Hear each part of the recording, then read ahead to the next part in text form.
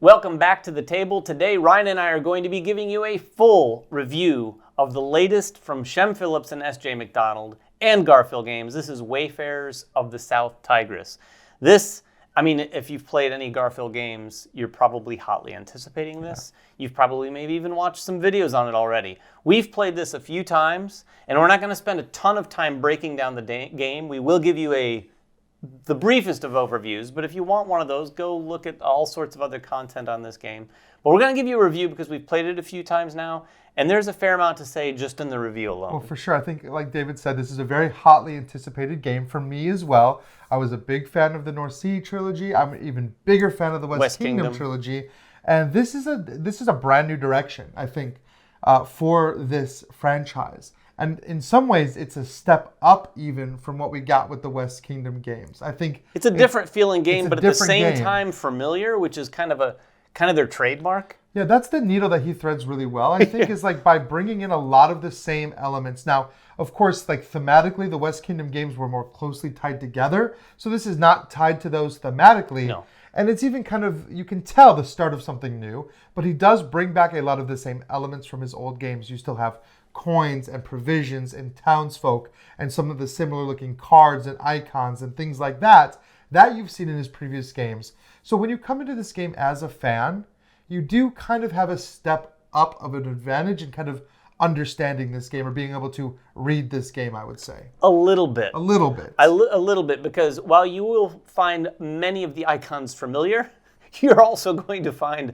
a whole bunch of new icons in this game, because if you want icons, this game has it, and that is one of the things that is a little bit overwhelming at first when you're teaching it. Honestly, I think it's worth getting this out of the way right now, because this is my number one thought. The first thing I thought when I saw the game, and I still think it. If you're looking at this board right now, it literally looks like I just threw a bunch of icons out into a board. Yeah. And that is going to be the first hurdle to get anyone to play this, because if you're bringing a brand new gamer into this, you almost need to be like, okay, I understand. The first thing you're going to do when you look at this board is just feel completely overwhelmed with the number of icons. And yeah, if you've played the game, some of these icons, like the draw card icon and things like that, they're going to be familiar. Somewhat, yeah. But there just is a lot of icons you have to learn, and that does impact the teach. Yeah, there's a lot of them, and there's a wide variety, and that is just on the board. But what are you doing in this? And here's our best shot at a quick overview. This is a game of dice placement and worker placement where you're going to be interacting with the main board, collecting cards, collecting tiles that are going to effectively enhance your dice when you place them, because the dice are associated with various symbols. Some of the cards you collect are going to give you more places to put your dice. And the worker placement, the dice placement, and even some of the end of game scoring all have some very unique twists on them, which again is something that Garphill Games does really, really well. And I think in this game, it's like they've put almost every mechanism you can think of. They have just about every icon you can imagine. Yep. And then they've taken those things and kind of like tweaked them, just where when you're explaining the game and someone hears about how the worker placement works or how the dice placement works, they're like, oh, that's interesting. There's a few of those moments in this game. And does it all add up, though, to a positive experience? That's the question. Or maybe being a little bit too much? I mean, you're right when you said that the mechanics, that there's a lot of different mechanics. In fact, I don't know if I've ever seen a game that mixed dice placement and worker placement. It's usually one or the other, but in this game, you're doing both. You've got a set of dice you're rolling, and you've got a set of meeples that you start with, and you're placing them. But it's super unique, and I want to talk about this meeple placement. Because go ahead. This is something I found very novel, is that when you place one of these meeples, when you take one of the many different actions that are outside on the edge of the board, you literally place your meeples on those cards, and it's possible that you never get meeples back. There's no just like rest action where you're going to return all of your workers back to your pool. Once you place a worker on the board, it kind of goes into a general supply. Yeah, it's everybody's. No one has ownership of any of the meeples. You start with a blue and a yellow, but there's some green ones that you could unlock. And like Ryan said, they're out there on these cards. The other cool thing is when you place them on a card, you're not taking the action of the card. You're taking the action on the board above the card or below the card. But now that meeple's on the card, and that's one of the ways that you can get those back. Any player with another action could take or acquire a card, and when they do, if they acquire one with a meeple, they now have that meeple in their supply. It is a really cool, interesting thing. Throughout this game, you're going to see this as a theme. There are sort of carrots dangled all over the place, and players sort of control a lot of that. You're going to put workers out there. And while on my turn I thought, oh, this is the card I was going to go after, but then it comes back around to me, and now there's a blue worker here. Maybe there's a green worker up here. The green workers are harder to come by, so sometimes you're going to have to then consider new variables with almost every decision you're making, where you're like, oh, man, I wanted this card, but I really could use a green meeple because they're not easy to come by, and the green meeples allow you to do some actions that are a little more, a little rarer. Yeah, they're better. Yeah. The green meeples are just better. So if you can grab a green meeple, you want to grab one. And I think this game does do a very good job of both incentivizing and de-incentivizing certain actions, because you do make a card look a little juicier by placing a meeple, but you can also place your influence tokens on cards as well. And if anybody buys or interacts with that card at all, they're paying you one of the two main resources of the game, which is coins and provisions. So I'm actually making it less likely for you to want to interact with that card. Maybe I'm really hoping that nobody touches it and it's still there for me to buy. But even if somebody does buy it, I'm still getting a coin out of it or a provision out of it. And so you can kind of de-incentivize people or lead them to make other choices. Yeah, and like I said, we're not going to go through all of the actions by any means whatsoever. But Ryan's just talked about a couple of the things. The general turn structure is you're either going to place a worker, like we just described, on one of those cards and take the corresponding action, or you're going to place a die on your player space here to use an action here. All of these various actions are going to let you do a multitude of different things. And then the third option you have on your turn instead of those two is to rest. And resting is going to be a way you're going to get your die back. The dice are things that are going to basically be used and come back. Now, with that said, there are some actions you can take that might allow you to unexhaust a die, roll it up, and have it for use again, so you can sort of delay your resting. But when you rest, another one of the things that's going to happen is that's going to let you interact with the journal here, where you're going to move across this. This is effectively a big variable, not tech tree, but it's definitely a branching path that you need to move to the end here. It's going to let you unlock bonuses, but most importantly, it is the game timer. As soon as someone gets to the end of it, it's going to trigger the end game. And this is one of the things we wanted to talk about significantly, because this, during the teach, is one of the most vital things to focus on. While it can be overwhelming to look at, it is 100% the most important thing to communicate. You have to plan your whole game around this a little bit. And that's not even a joke, because if you're looking at this board, you're seeing all of these black ink blots here with these icons. And again, these are all icons you're going to see in other places. Every time you want to cross one of these borders, you have to have whatever is printed there on that ink blot. You have to have it somewhere in your Tableau, or in some cases be able to spend some influence in one of these guilds. You have to have it when you move, and the primary way to move is that rest action, although you can find some other actions that let you do it, but it's all about timing. And if you get stuck in a place where you're locked in and you say, oh, I have to have either 3 meteor cards or 3 of these city cards, and I have none. I haven't been doing that. You could get stuck here while you watch the better planners screwed ahead of you. Absolutely. And that's not, first of all, to me, that's not really necessarily negative, because I do like that planning aspect. And when you get it, when you find that path and you're like, oh, if I get this bonus, it helps me get this. And you can actually really find a great path through. And as long as you stick with it, you feel very smart by the end of it. Oh, for sure. Because you did figure out that puzzle. But if you're a new gamer, or if you're at a table where no one's played before, it's very easy to get locked and then realize, I'm starting from the beginning here, and I should be getting towards the end. I haven't even started collecting this icon. Yeah, 100%. In fact, I would reinforce the fact that while it's not a negative, it is 100% a warning. Because in a couple of my plays, my very first play, I did not plan. And I did find myself stuck behind one of those gates where I had not done anything.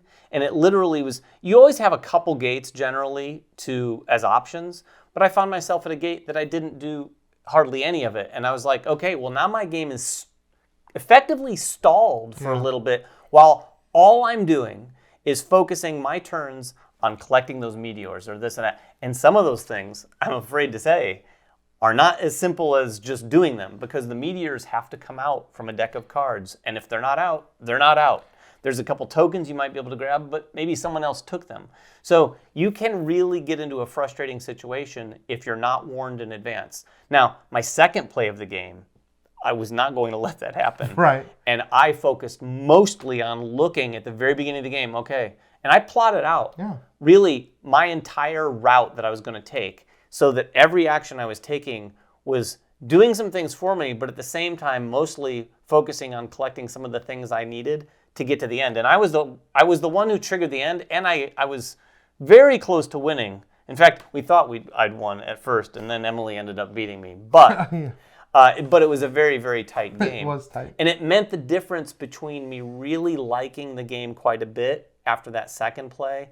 From the first play, I wasn't so sure, because I am not a fan of games that have potentially frustrating situations. Yeah. But I think I would agree. I wouldn't list that as a necessary negative, but it's important to teach around that so that people don't find themselves in that situation. Yeah, and it's also important to note that if you do find yourself frustrated with the first game, it's okay. And higher level play, you're going to start to find other ways to manipulate this or other ways to get what you're looking for, or just accepting that you're going to reach a certain point and not move any farther, and maybe you're going to have to make up those points in other ways, which you can do because there are a lot of different ways to score points in this game. I mean, this is kind of a point salad. While this is a race to get to the end here, only because the end is going to give you some significant points if you reach it, but you can make those points up in other ways.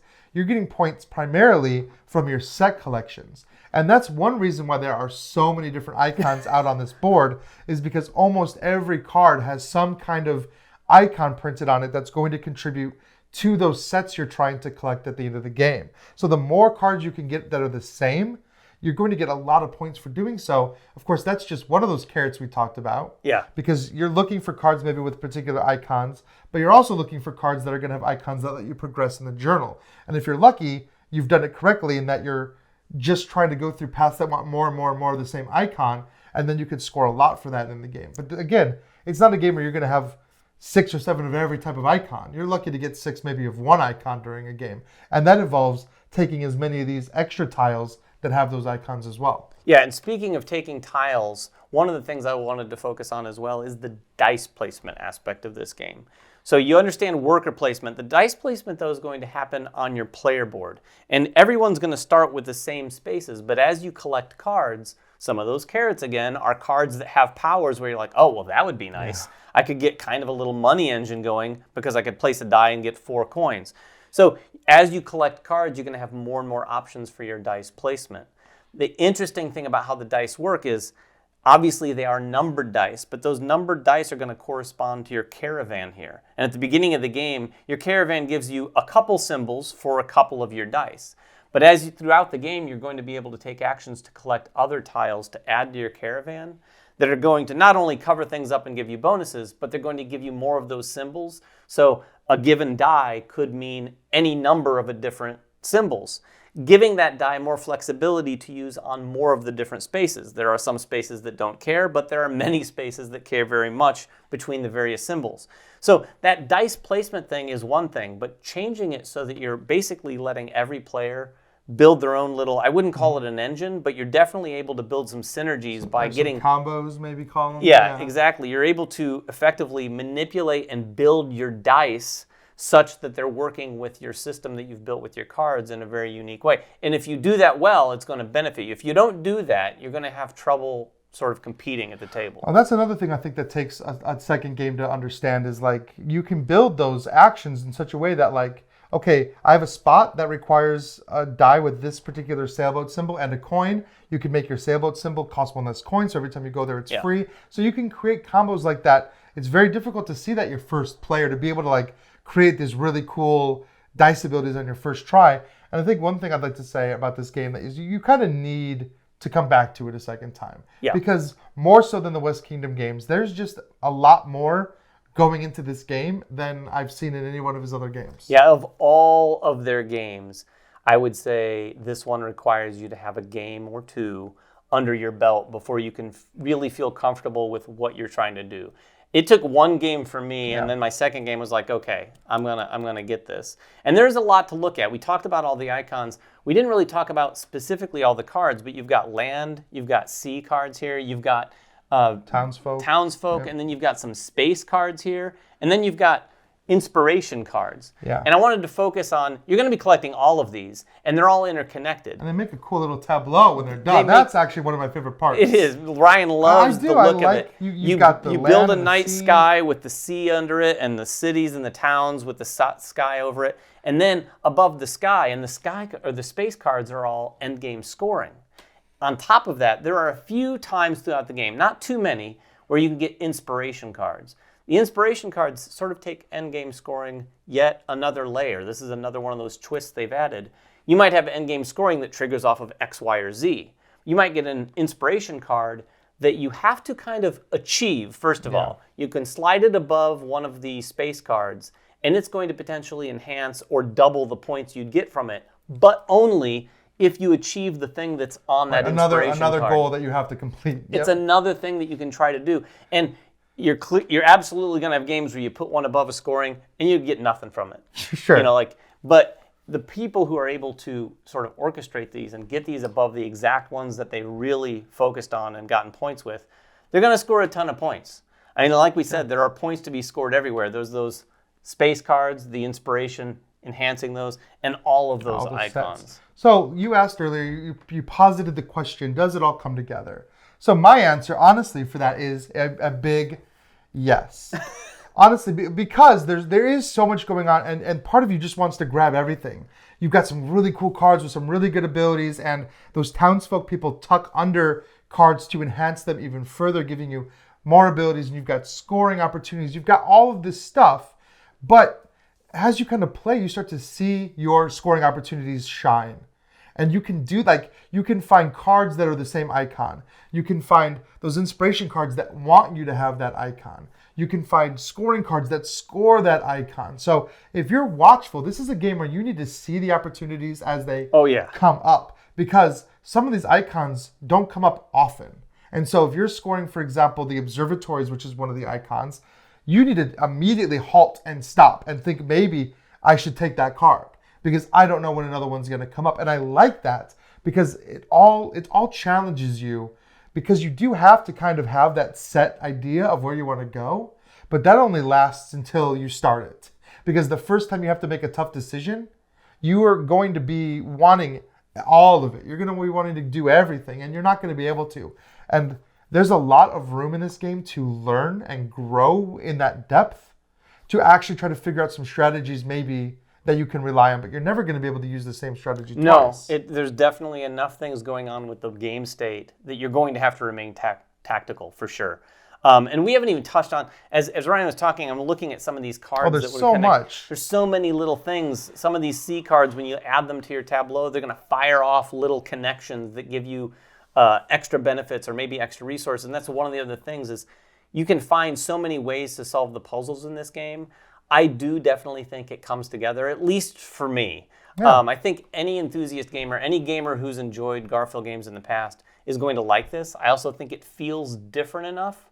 While a little bit familiar, it feels different enough from the rest of their games that I think this really genuinely feels like a new type of experience, in my opinion, from them, just with some familiarity. This game is going to be, an 8 for me. And the only reason I would say that I'm paring that down from a 9 is the fact that I'm not going to be able to get this to the table with everybody in my life.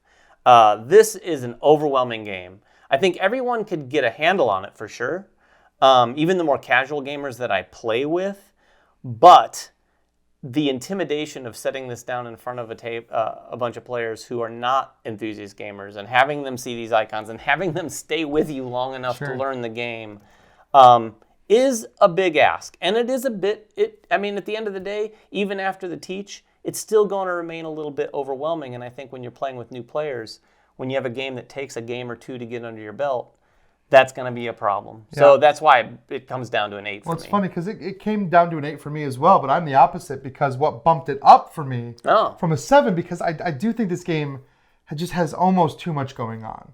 But the novelty of the way that the worker placement and dice placement mechanics work together, it's so novel, and it feels so satisfying and new. And I like when games push into new boundaries. And this being the first of a new trilogy, I hope we see more of this dice placement. But The satisfying feeling that you get after you play this game multiple times is what brought it up to an 8 for me. I think if you had asked me right after I played it the first time, I'd say this game is just such a brain burner, it's like a 7. But multiple plays really did elevate it for me. And maybe if I played this game even more and more, my opinion of it might get even higher. But for right now, I'm going to say it's a solid 8. Yeah, so that's our impression. That's our full review of Wayfarers of the South Tigris. If you have any questions at all about the game, make them in the comments below. If you've had a chance to play the game and you have your own score, share them so that we can discuss it down below. And until next time, make sure everyone has fun at the table, and we'll see you then.